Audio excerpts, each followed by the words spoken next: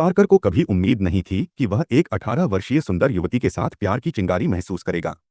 अपने नए लेखन को प्रेरणा देने के लिए वह रोजाना बगीचे में बैठता था, अपनी रचनात्मकता को फिर से जागृत करने की कोशिश करता। लेकिन अब उसकी जलती हुई लेखन भावना कहीं खो गई थी, क्योंकि उसका मन बार बार रीटा की छवि से भर जाता। एक हल्की सी छुअन भी पार्कर को अनायास मुस्कुरा देती। एक दिन जब पार्कर अपने काम में डूबा हुआ था, रीटा अचानक उसके पास आई। शायद यह उसकी मासूम उम्र का असर था। वह बिना झिझक पार्कर की गोद में बैठ गई। उसकी साफ सुथरी और मोहक मुस्कान को देखकर पार्कर के दिल में छिपी आग जैसे जाग उठी। जब क्र लिटा के पास जाने की कोशिश करता है तो उसकी माँ उसे पकड़कर ले जाती है।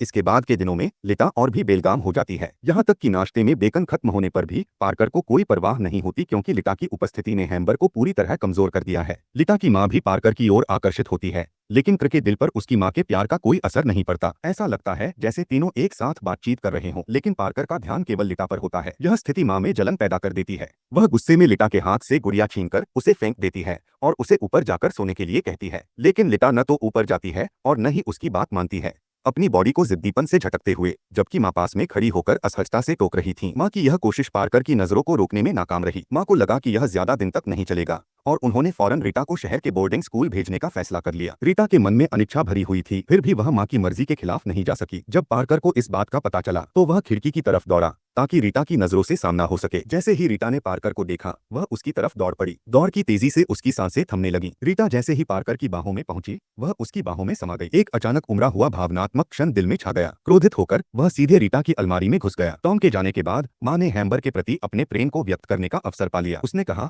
अगर मैं लौटने से पहले तुम यहाँ नहीं हो तो मैं समझूंगी कि तुम मुझे छोड़ चुके हो, लेकिन अगर मैं लौटने के बाद भी तुम्हें यहीं पाती हूँ तो मैं तुम्हारी जीवन संगिनी बनूंगी और हमेशा तुम्हारे साथ रहूंगी। रीटा के और करीब आने के लिए क्रिस ने भी अपनी माँ के प्रेम को स्वीकार कर लिया। कुछ समय बाद वे दोनों पति पत्नी बन गए और साथ रहने लगे। लेकिन शार्लेट के प्रेम को क्रिस कभी स्वीकार नहीं कर पाया। यहाँ तक कि जब वे एक ही बिस्तर पर सोते थे तब भी वह उसे दवा खिलाने के लिए मजबूर करता था। यह सुनिश्चित करने के बाद कि कोई प्रतिक्रिया नहीं हुई, वह सावधानी पूर्वक बिस्तर के किनारे लेट गई। उस दिन शार्लेट ने गलती से पार्कर का एक रहस्य जान लिया। मुझसे दूर रहो, मैं चिल्ला दूंगी, उसने खिड़की की ओर इशारा करते हुए कहा। मुझे छोड़ दो, आज रात मैं यह घर छोड़ने वाली हूँ, मुझे इस घर की परवाह नहीं है।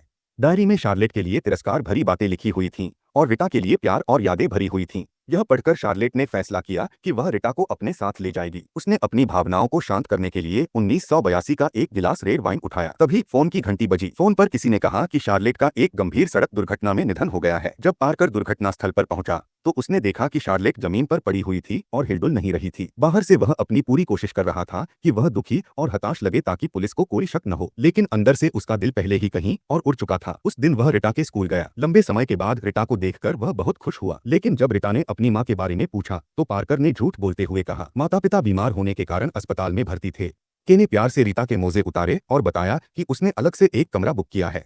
रात गहरी हो चुकी थी, लेकिन पार्क को नींद नहीं आ रही थी। वह धीरे धीरे रीटा के कमरे में चला गया और देखा कि रीटा पहले ही सो चुकी थी। वह सावधानी से उसके पास लेट गया। रीटा की करवट बदलने की आवाजें सुनकर के ने भी बमुश्किल रात बिताई। अगले दिन के रीटा को अपनी माँ से मिलने नहीं ले गया। रीटा को धीरे धीरे यह एहसास हुआ कि शायद उसकी माँ के साथ कुछ गंभीर हुआ है। आखिरकार के से यह छुपा नहीं गया और उसने रीटा को बताया कि उसकी माँ का निधन हो चुका है।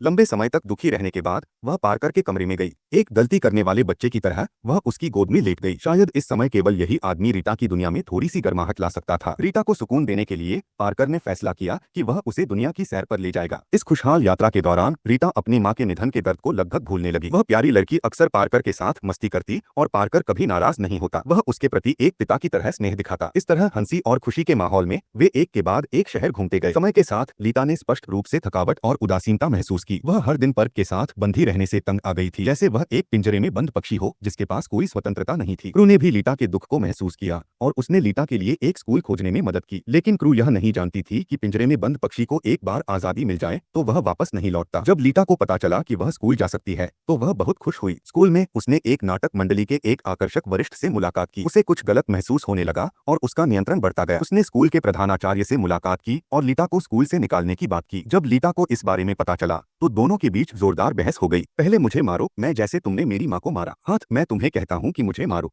हाथ, मैं तुम्हें कहता हूँ कि मुझे मारो। जब पैकर ने रीटा को पाया तो देखा कि वह एक अजनबी के साथ खुशी से फोन पर बात कर रही थी। पैकर के सवाल करने पर रीटा ने हल्के फुल्के अंदाज में समझाया कि वह केवल स्कूल का एक दोस्त है। पैकर ने ज्यादा नहीं सोचा, लेकिन वह यह नहीं जानता था कि एक बार दूरी पैदा हो जाए तो उसे फिर से पाटना असंभव हो जाता है। रीटा को अपने पास रखने के लिए पैकर ने एक लंबा रास्ता फिर से प्लान किया। रास्ते में पैकर ने देखा कि एक सफेद कार उनके पीछे आ रही है। घुमावदार रास्ते पर उस कार को पीछे छोड़ने के बाद जब वे ईंधन भरवा रहे थे तो पार्कर ने देखा कि रीटा एक अजनबी आदमी से बात कर रही थी। जब पार्कर वहां पहुंचा तो वह अजनबी गायब हो गया। ईर्ष्या और शक से भरे पार्कर ने एक बार फिर रीटा को थप्पड़ मारा। समय के साथ पार्कर का प्यार धीरे धीरे विकृत होता गया। अब तो वह रीटा को बाहर जाने से भी रोकने लगा और उसे कमरे में बंद कर देता था। एक दिन जब पार्कर फल खरीदकर घर लौटा तो उसने एक अविश्वसनीय दृश्य देखा। रीटा अस्तव्यस्त कपड़ों में बैठी थी। यह दृश्य पार्कर के लिए बेहद चौंकाने वाला था। इस वर्जित प्रेम ने पार्कर को अंदर तक झकझोर दिया। उसने रीटा से सवाल किया कि वह शख्स कौन था, लेकिन रीटा ने कुछ नहीं कहा। अपने जुनून और गुस्से के चलते पार्कर ने लंबी यात्रा के कारण लीटा को सर्दी लग गई। पार्क ने लीटा को अस्पताल पहुंचाया। अगले दिन जब पार्क लीटा से मिलने अस्पताल पहुंचा तो स्टाफ ने बताया कि उसे उसके चाचा लेकर चले गए हैं। पार्क यह अच्छी तरह जानता था कि लीटा का कोई चाचा नहीं है। यह सुनकर वह गुस्से में आकर डॉक्टर से झगड़ने लगा। इस तरह लीटा अचानक पार्क की दुनिया से गायब हो गई।